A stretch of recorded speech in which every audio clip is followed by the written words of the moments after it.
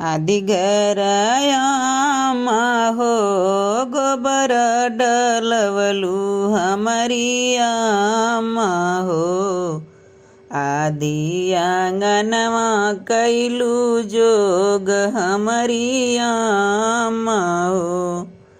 आदे आंगनवा कैलू जोग हमारी आमा हो। ई जोग कैलू अम्मा अपने दामाद जोगे, अपने दामाद जोगे। नैहर छोड़ावलू हमार हमारी आमा हो। नैहर छोड़ावलू हमार हमारी आमा हो।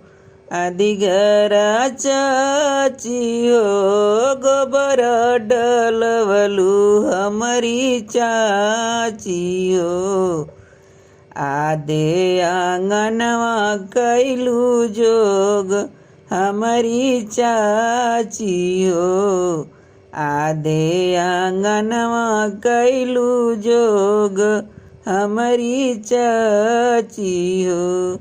ई जोग कैलू चाची अपने दामाद जोगे, अपने दामाद जोगे।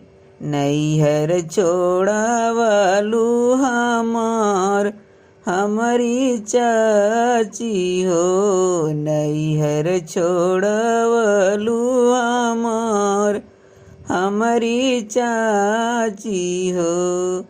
आदि घरा भाभियो गोबर डलवलु हमारी भाभी हो।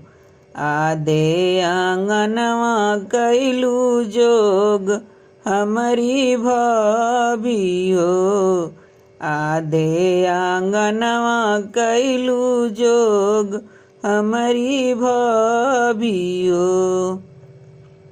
ई जोग कैलू भाभी अपने ननदोई जोगे, अपने ननदोई जोगे। नैहर छोड़ावलू हमार हमारी भाभी हो। नैहर छोड़ावलू हमार हमारी भाभी हो।